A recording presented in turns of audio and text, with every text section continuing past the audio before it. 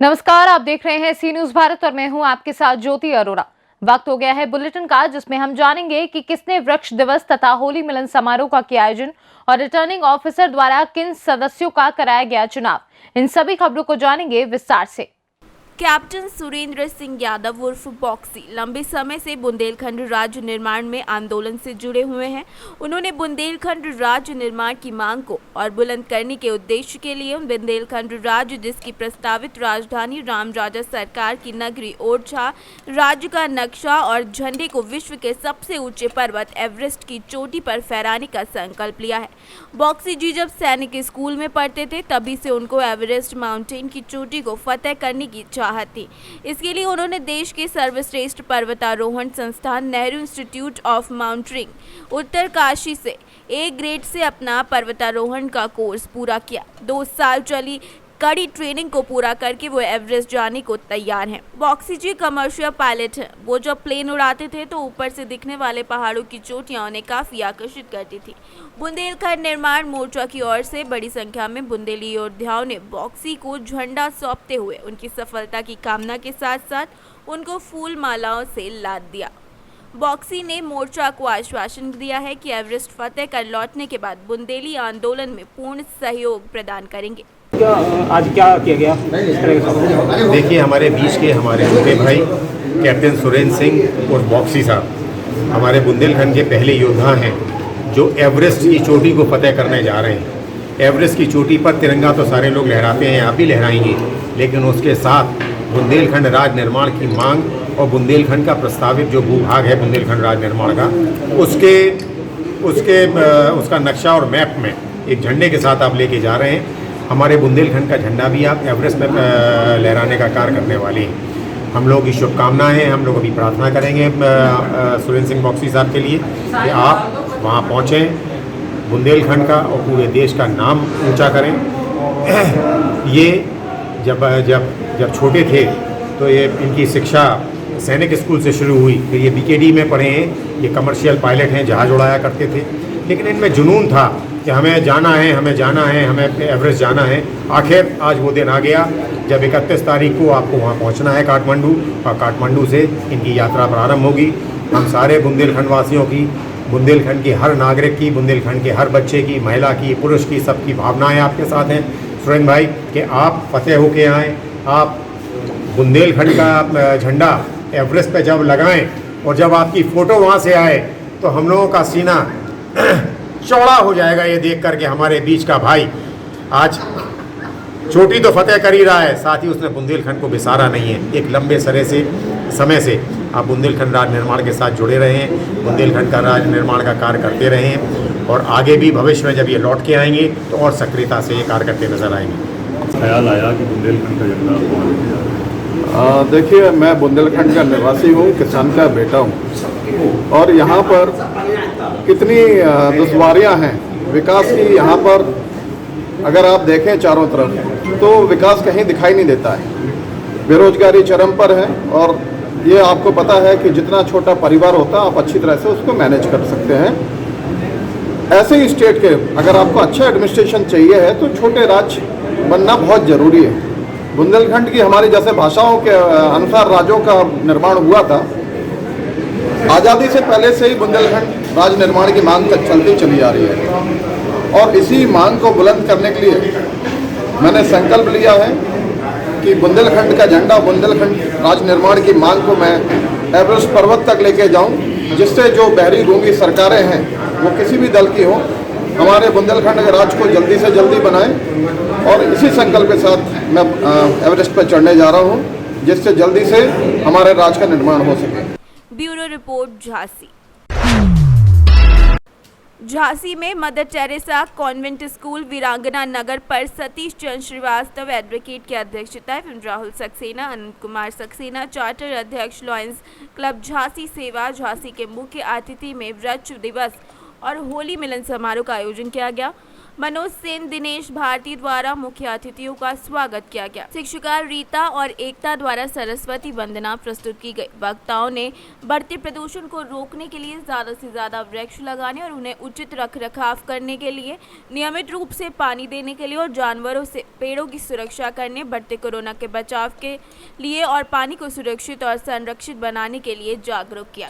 क्या है mother Teresa school में जी किस उपलक्ष्य में किया है? अभी होली तो है नहीं, जी होली बाद में आएगी, तो आपने पहले जो समारोह किया है ये किस वजह से किया? जी नमस्कार, मेरा नाम अनुपम श्रीवास्तव है और मैं मैनेजिंग डायरेक्टर वीरांगना मदर टेरेसा कॉन्वेंट स्कूल वीरांगना ब्रांच से हूँ। और मैं आप सबको यहाँ पे सबसे पहले अभिनंदन करना चाहूँगी, वेलकम करना चाहूँगी। और आज ये कार्यक्रम जो मदर टेरेसा कॉन्वेंट स्कूल की वीरांगना ब्रांच में हो रहा है, ये होली मिलन समारोह का उद्देश्य एक नहीं है। ये होली मिलन का समारोह का उद्देश्य कई है, क्योंकि मैं जैसा कि आप देख रहे हैं चारों तरफ यहाँ पे वृक्ष भी रखे हुए हैं, प्लांट्स भी रखे हुए हैं। आज वृक्ष दिवस भी है, तो हमने इस कार्यक्रम को सिर्फ होली मिलन ना करके कई उद्देश्यों को लेकर आज हम आपके सामने प्रस्तुत कर रहे हैं। होली मिलन, आप ये कह लीजिए, होली एक ऐसा त्यौहार है जो कई दिनों से पहले से शुरू हो जाता है और कई दिनों बाद तक चलता है। तो यहाँ पे हम ये नहीं कह सकते कि होली अभी आई नहीं है तो हम इसे सेलिब्रेट नहीं कर सकते। हम इसे कर सकते हैं दिल से यही होता है कि हम एक दूसरे से जुड़े, सिर्फ स्कूल के लिए नहीं, हमें लोगों से वैसे भी जुड़ना चाहिए। कोविड-19 की वजह से हम लोगों ने पूरी सुरक्षा को ध्यान में रखते हुए ये प्रोग्राम किया है। वृक्ष को देते समय वृक्ष को हम एज ए गिफ्ट कर रहे हैं, वृक्ष दिवस को मनाते हुए, साथ ही साथ बच्चों की सेफ्टी को ध्यान रखते हुए इस नए साल का हम प्रारंभ कर रहे हैं मदर टेरेसा कॉन्वेंट स्कूल की दोनों ब्रांचों में। और साथ ही साथ हम आपको बताना चाहते हैं कि झांसी में बच्चों को हम एक नए सिरे से, एक नए तरीके से शिक्षा का एक नया उद्देश्य और देना चाहते हैं। हमने लॉन्च किया है किड्स क्लब।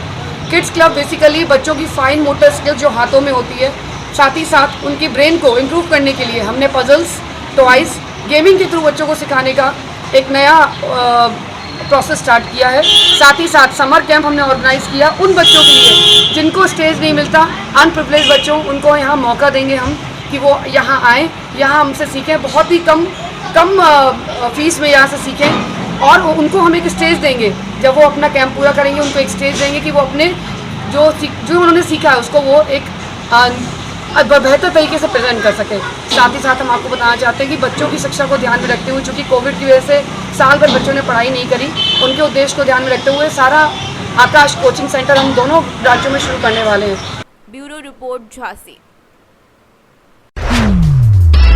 झांसी में नगर निगम में 12 सदस्यों की कार्यकारिणी पूर्ण होने के लिए 6 कार्यकारिणी सदस्यों का चुनाव रिटर्निंग ऑफिसर द्वारा कराया गया है। प्रातः 10 बजे से चुनावी प्रक्रिया शुरू हुई और अपराह्न 3 बजे तक मतदान पूरे होने के बाद 3:30 बजे तक मतगणना संपन्न हुई, जिसमें चुनावी प्रक्रिया को शांतिपूर्ण करते हुए कोरोना के नियमों का पालन कराया गया। नगर निगम के सदन हॉल में कार्यकारिणी चुनाव की प्रक्रिया सुबह 10 बजे से प्रारंभ हुई, जिसमें कार्यकारिणी के 6 सदस्यों का चुनाव हुआ। कार्यकारिणी चुनाव के लिए भारतीय जनता पार्टी के 3, बहुजन समाज पार्टी के 2, सपा के 1 और आप पार्टी का 1 प्रत्याशी चुनावी मैदान में उतारे गए थे। भारतीय जनता पार्टी ने अपने 3 प्रत्याशियों को जीत हासिल कराने के लिए पूरी तैयारी के साथ मोर्चा पर डटे रहे और भाजपा के 3 प्रत्याशी विजय घोषित हुए, जिसमें श्रीमती जामवती को 13 मत, भरत कुमार को 9 मत और सुरेंद्र कुमार साहू उर्फ राजू साहू को 11 मत मिले हैं। बहुजन समाज पार्टी के प्रत्याशियों ने भी जीत हासिल की, जिसमें महेश गौतम को 10 मत और उमेश जोशी को 9 मत मिले हैं। समाजवादी पार्टी प्रत्याशी जुगल किशोर को 8 मत प्राप्त हुए हैं, वहीं आप प्रत्याशी आशीष राय को कोई भी मत नहीं मिला है। कार्यकारिणी समिति के सदस्य विजय घोषित होने पर भारतीय जनता पार्टी के सदर विधायक रवि शर्मा और महापौर राम तीर्थ सिंघल ने विजयी सदस्य को बधाई दी। नगर निगम के कार्यकारिणी चुनाव को लेकर सुबह से ही Bharatiya Janata party, Bahujan Samaj party, Samajwadi party और कांग्रेस पार्टी के पार्षदों में गुटबाजी चलती रही। हालांकि प्रत्याशियों को जिताने का जोर प्रत्याशी समर्थक लगाते रहे, जबकि 3 सालों से कार्यकारिणी चुनाव में निर्विरोध चुनाव होते चले आ रहे हैं। इस बार भी समीकरण निर्विरोध के बने रहे थे, लेकिन आप पार्टी के पार्षद आशीष रायकवार ने भी अपना नामांकन कार्यकारिणी सदस्य के लिए कर डाला, जिसमें दलों में खलबली मच गई। जबकि कार्यकारिणी को पूर्ण करने के लिए 6 सदस्य को चुना जाना था। 12 सदस्यों की कार्यकारिणी पूर्ण होने के लिए 6 सदस्यों का चुनाव हुआ था। आप पार्टी के प्रत्याशी ने नामांकन कर चुनावी प्रक्रिया को क्रमबद्ध करा दिया है और इस बार चुनाव वोटिंग द्वारा हुआ, लेकिन इस प्रक्रिया में कांग्रेस के पार्षद अपनी भूमिका नहीं दिखा पाए और उन्होंने अपना प्रत्याशी नहीं उतारा। इस बात को लेकर काफी चर्चाएं बनी रही। फिलहाल भारतीय जनता पार्टी ने अपना बहुमत दिखाते हुए 3 सदस्यों को कार्यकारिणी तक पहुंचा दिया है। वोटिंग प्रक्रिया में पार्षदों ने अपने अपने प्रत्याशियों को वोट डाले। नगर निगम की कार्यकारिणी का गठन होने के बाद 24 मार्च तक उपसभापति का चुनाव हो सकता है। उपसभापति के चुनाव को लेकर भी फिलहाल भारतीय जनता पार्टी के खेमे में घमासान मचा हुआ है। इस बार भी उपसभापति के चुनाव में भारतीय जनता पार्टी का परचम लहरा सकता है। चुनाव समीकरण को देखते हुए विगत 3 सालों से उपसभापति पद पर भारतीय जनता पार्टी जीत हासिल करती चली आ रही है। इस बार उपसभापति पद के चुनाव के लिए भारतीय जनता पार्टी के वरिष्ठ पदाधिकारी निर्णायक स्थिति के बाद ही अपना प्रत्याशी मैदान में उतारेंगे, जबकि उपसभापति पद का चुनाव भी निर्विरोध की स्थिति में आ सकता है। Bureau report, Jhansi. आगामी त्योहारों को शांतिपूर्वक संपन्न कराने के लिए थाना लहचूरा में प्रभारी निरीक्षक विनोद कुमार मिश्रा ने अध्यक्षता में पीस कमेटी की बैठक का आयोजन किया और बैठक में प्रभारी निरीक्षक ने थाना क्षेत्र से मौजूद निवर्तमान ग्राम प्रधानों और क्षेत्र के गणमान्य लोगों से त्योहारों को शांतिपूर्वक संपन्न कराने में सहयोग करने की अपील की और कहा कि होली पर अराजक तत्वों द्वारा हुड़दंग मचाने वालों के साथ सख्त कार्यवाही अमल में लाई जाएगी। इस मौके पर दीपक मिश्रा, लहचूरा, नरेंद्र पाल सिंह परिहार, सैपुरा, संजीव पटेल बरौटा, निशु दुबे, कामता प्रसाद इमलौटा, संत राम सुमन गुड़ा, देवी सिंह सिजारी, राजू खरे एवनी के अलावा थाना स्टाफ के उप निरीक्षक देवेश उपाध्याय, भूपेंद्र सिंह परमार, पुष्पेंद्र सिंह, हरीश गौतम आदि मौजूद रहे। Bureau report, Jhansi. जन सूचना अधिकार मंच द्वारा छावनी परिषद बबीना अस्पताल में निःशुल्क स्वास्थ्य शिविर का आयोजन किया गया। शिविर का उद्घाटन महेश चंद्र सैनी और मुख्य अधिशासी अधिकारी छावनी परिषद बबीना ने फीता काटकर उन्होंने लोगों से स्वस्थ और स्वच्छता बनाए रखने की अपील की। संस्था द्वारा आयोजित शिविर में doctor Krishna Kumar Sahu surgeon, doctor Sanjay Sahu homeopathy, doctor Shrilal Singh मुख्य नेत्र परीक्षण अधिकारी, doctor Anshuman Tiwari medical superintendent, doctor Shiv Kumar Tiwari मुख्य चिकित्सा अधीक्षक, doctor Jitendra Jain dental surgeon, doctor Sunil Kumar भौतिक चिकित्सक, डॉक्टर कामायनी नायक स्त्री रोग विशेषज्ञ, विक्रम पटेल, अभिषेक, दिव्यांशु बंसल द्वारा मरीजों का परीक्षण किया गया। परामर्श, ब्लड प्रेशर, शुगर, थायराइड की जांच और दवाओं का निःशुल्क वितरण किया गया। संस्था अध्यक्ष मुदित चिरवारिया ने कहा कि संस्था द्वारा रविवार को अलग अलग क्षेत्रों में स्वास्थ्य कैंप लगाए जाते हैं, जिसमें जांच और दवाओं का वितरण किया जाता है। सर क्या नाम है? मेरा अनिल बख्शी नाम है, जन सूचना अधिकार मंच से संगठन मंत्री हूँ मैं। आज आपकी संस्था द्वारा कहाँ कैंप लगाया गया? छावनी परिषद बबीना में जो अस्पताल है इनका छावनी परिषद था, तो वहाँ पे स्वास्थ्य निःशुल्क शिविर लगाया गया था।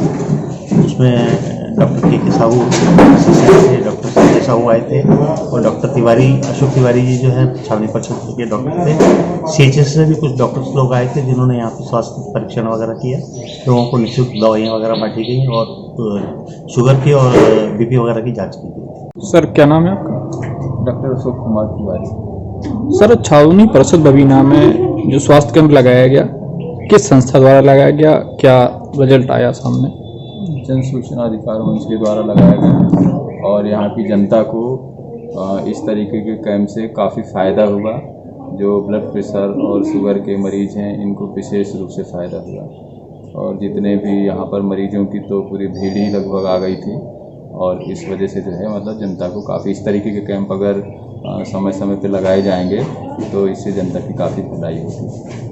सर आज स्वास्थ्य कैंप कहाँ लगाया गया है, किसके द्वारा लगाया गया एवं क्या रहा रिजल्ट?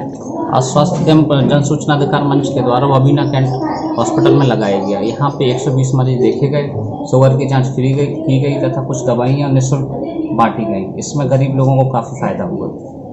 लगभग कितने पेशेंट रहे होंगे? 120 पेशेंट हमने यहाँ पे देखे हैं। मैक्सिमम पेशेंट जो थे वो डायबिटीज और ब्लड प्रेशर के थे। Bureau report, Jhansi. फिलहाल के लिए बुलेटिन में बस इतना ही। देश और दुनिया की तमाम बड़ी खबरों के लिए आप देखते रहिए सी न्यूज़ भारत।